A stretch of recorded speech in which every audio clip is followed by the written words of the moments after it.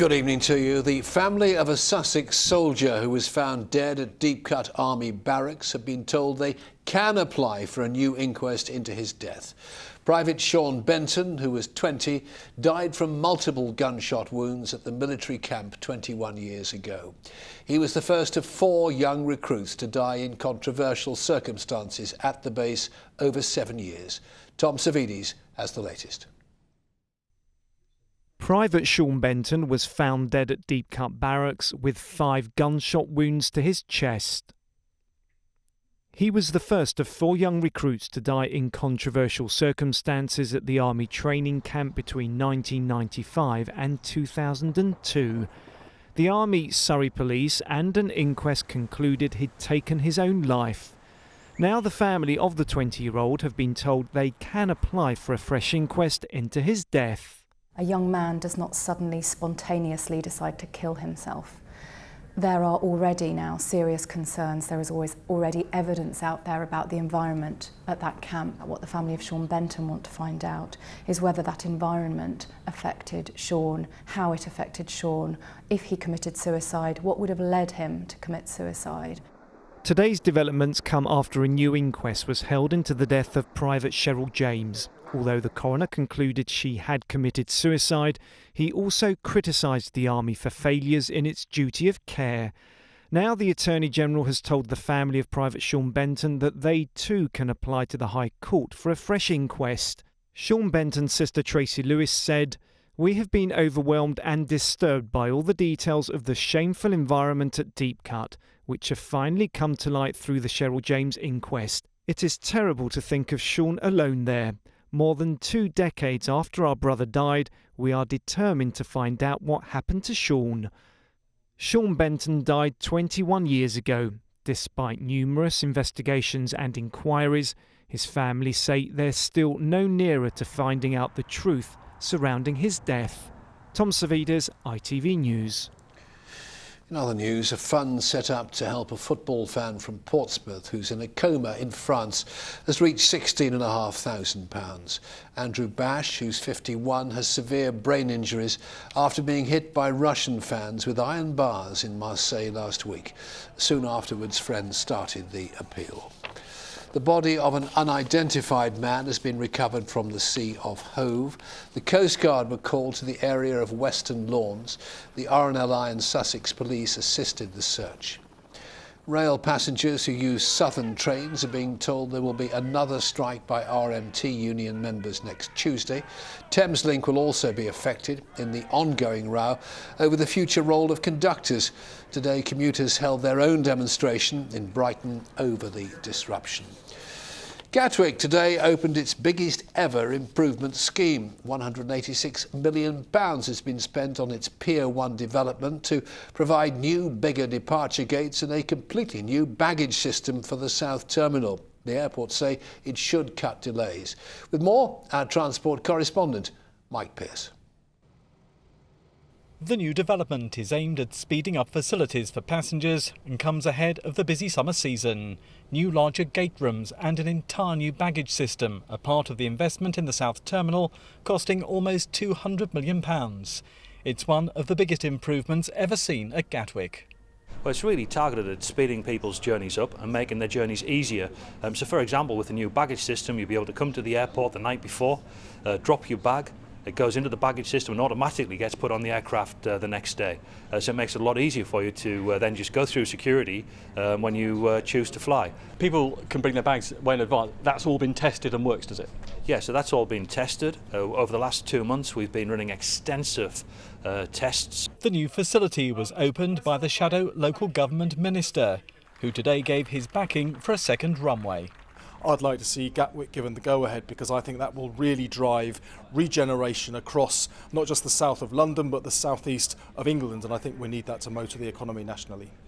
Meanwhile, new figures today reveal the airport saw a big leap in passengers in May, up by 5.8%, with a new record for a single runway airport. Mike Pearce, ITV News, Gatwick.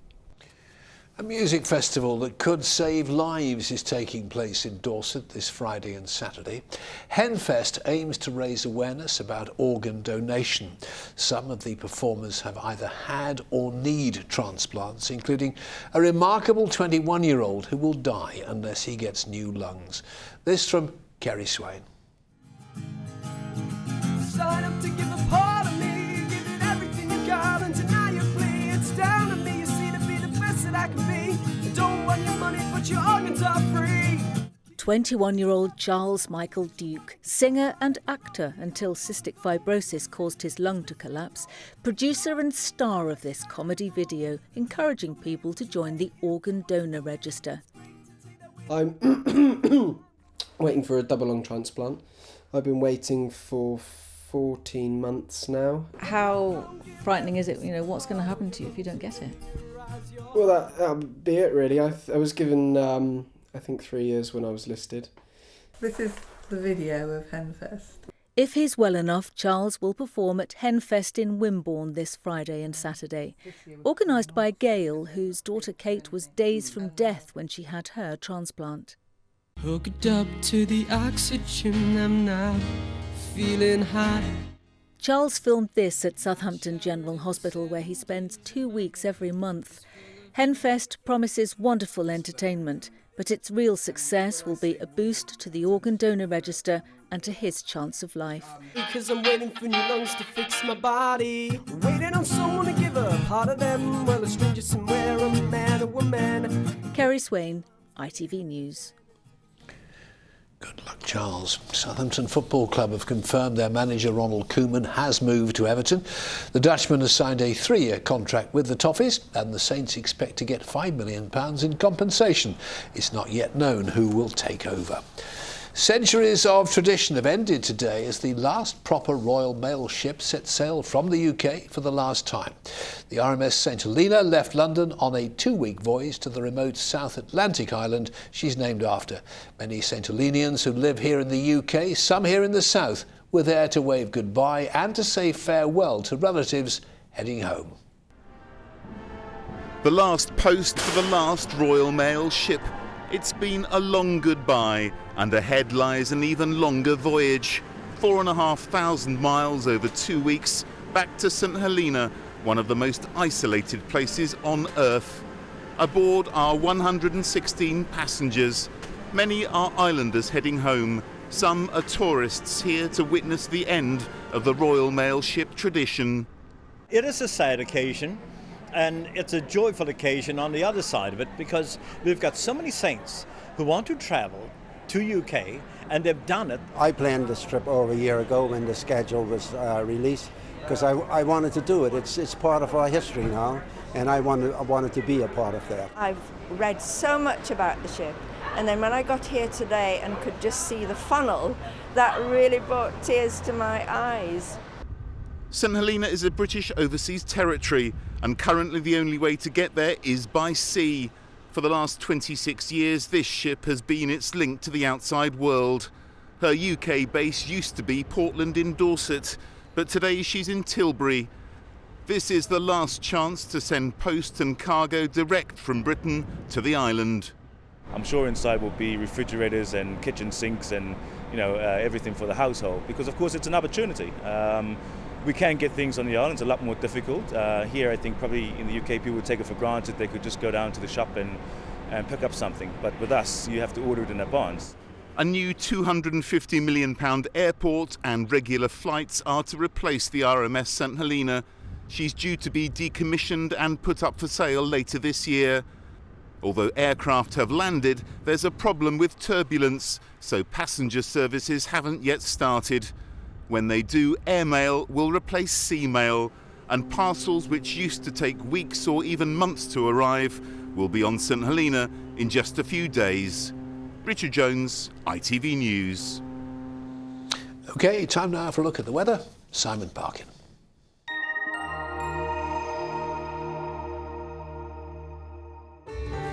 From cold fronts to camping, driving through Europe, Eurotunnel the Shuttle sponsors ITV Meridian weather. Good evening, and if you're a keen gardener, the good news is perfect growing conditions for the next couple of days. A mixture of sunny spells and scattered showers. We're largely dry for the rest of the night, clear spells too. Temperatures a little bit cooler than the last few nights, but still up into double figures. And tomorrow morning, if it's dry first thing, well, it won't last, because fairly quickly the next lot of showers are going to get going. Another Met Office weather warning, because some of those showers could be heavy and possibly thundery as the day goes on. And there is a risk of some localised flooding and very poor driving conditions, but a lot of dry weather too, and in the best of the sunshine, highs of 18 degrees. Eurotunnel the Shuttle sponsors ITV Meridian weather. That's the way we look this evening. We're back during Good Morning Britain from 6 o'clock tomorrow morning. But from the late team for now, it is good night, sleep well, and join us again very soon.